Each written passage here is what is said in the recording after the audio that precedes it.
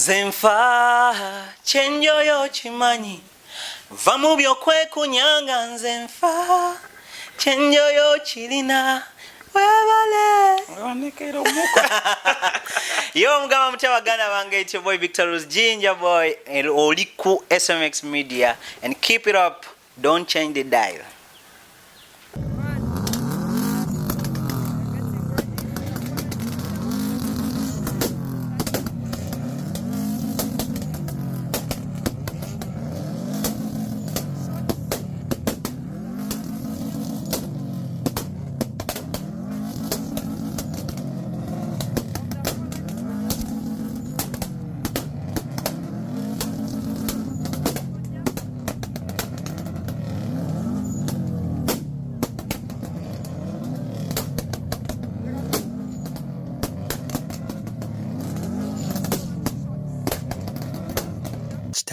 Kitalo ddala kino mbadde sikirabangako, ensonga lwaki nkoze ne story eno. Naawe abadde takirabangako osobola okubeera ng'okirabako, okutambula kulaba okudda kunyumya. Simanyi Uganda twatuukawo waneno bulijjo ndaba olutalo lw'Abasubaru n'aba Mark X nga lugenda mu maaso naddala lusinga yindirawo ku mukutu gwa TikTok, olutalo lw'Abasubaru n'aba Mark X. Naye Abasubaru baafiiriddwa omu ku mmemba waabwe, naye kye baakoze okubeera nga bamuwerekera kyanneewuunyisizza ne neebuuza, Uganda wano twatuukawo ddi? Nga olaba abasirikale mbu omusirikale waafa, kino tekiriiko mbu, omusirikale waafa kisinziira ku ranka gy'obaddeko, ge masasi ge bakkubira, oba ne obeera tolina ranka bakkubirayo kkoba erimu oba abiri simanyi. Naye omusirikale waafa ku ntaana ye bakubirako amasasi, nera gasemberayo ddala okubeera amangi ge bakubira omuntu gabeera amasasi 21. Then ova ku kyamasasi 21 waliwo abaddako bakubira ebikompola, oba babeera bajjeno oba bameja jjeno, bo batulisa mizinga, najjo girina emirundi emeka okusinza ku level kw'obeera oli. Kati bano Abasubaru mukwano gwabwe omu ku bo yafudde, nera naye ne bamukubira amasasi nga bwe bandikubidde amasasi omusirikale, bo baddira emmotoka za Subaru ne zitoka. Jjukira emmotoka za Subaru bulooginye ennyo enna keekolaako ne kabalukanga essasi pu pu, kati naye bamusalutingidde nga bamuteekayo, naye ne bamukubira 21 shots. Kati simanyi bo babadde baziyita, naye akatami kankakutereko naawe osobola okubeera ng'okirabirako, naye nga sinabeera nga mbikuterako kamusaba mbe subscribe nga ku SMX Media, tojja kubeera nga missing updates naddala nga zino. Still wano ku SMX Media nkujjukiza nti ennaku z'omwezi nga lumu mu Maachi, olunaku lugenda beera lwakutaano lw'eno wiiki yennyini, tugenda beera ku Hotel Africano wa mwana muwala Lydia Jasmine ng'atongoza concert ye esookedde ddala gy'ayise First Born concert. Tubeeyo tusobole okubeera nga tumusupportinga. Bino byonna we biti bigenze mu maaso. Hey guys, this is Ink Mama, the Subi Queen. Tuli kuzika sono and waliwe tuli entaanaye, but as Subarists are norm, tukuba masasi 21 for our fallen soldier. Yeah, 21 for our fallen soldier. 21 for our fallen soldier. That is his grave right there. And yeah, they're gonna be 21 shots for the fallen soldier. And we're getting ready.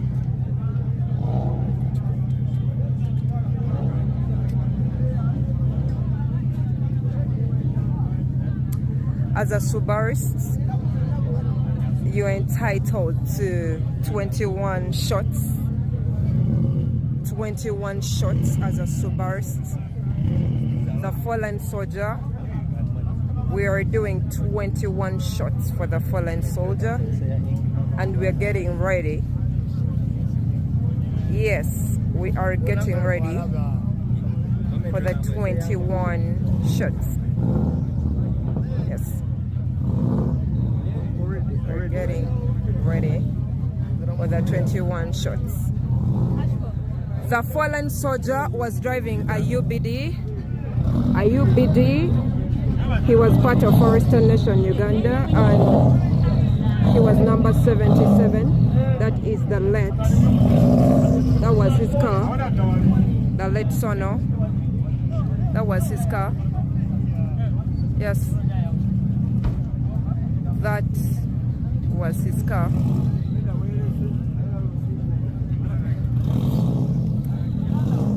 We are gonna do 21 shots for the fallen soldier. was his car. That was his car. The fallen soldier. Yeah. The fallen soldier. That is the fallen soldier, Onege Simon. That is the fallen soldier, and that was his car. He was a Subarist, part of Forester Nation, Uganda. Excuse me, you're in my video. Forester Nation, Uganda, number 77. This is Ink Mama, the Sobe Queen, reporting from Bukedia Kumi district. And yes, we are ready. We are ready for the fallen soldier. The 21 shots of the fallen soldier. We are getting ready. We are getting ready.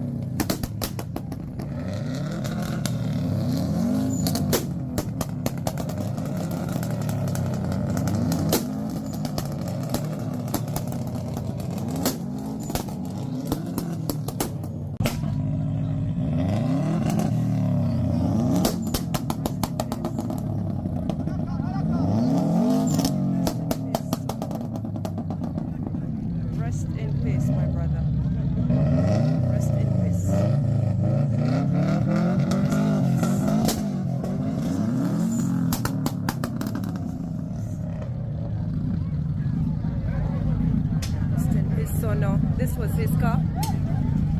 Rest in peace, fallen soldier. Rest in peace. Right about now, this is Forester Nation, Uganda, working on Simon's grave.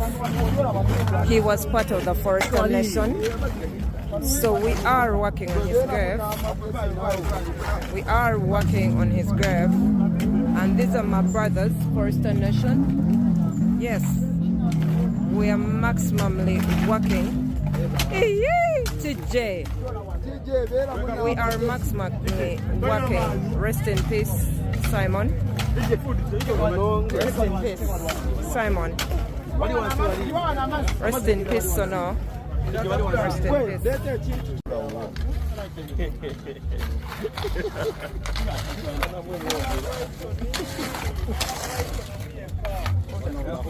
Lewa kama gambo kusikira amaji nze nkoye That's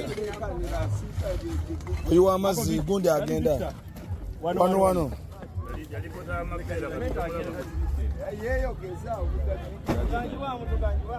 amachi taka kuyiwa mamachi neze bapota bampita bagoba ku site yange ona kimye osi mumpi opigini tujja kubuwa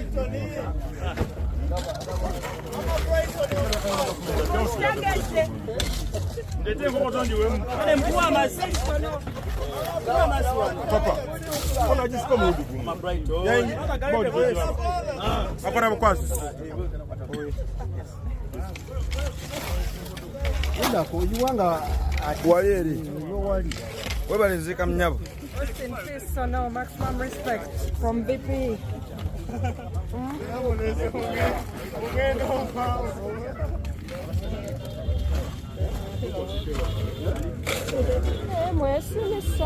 Mami Brighton.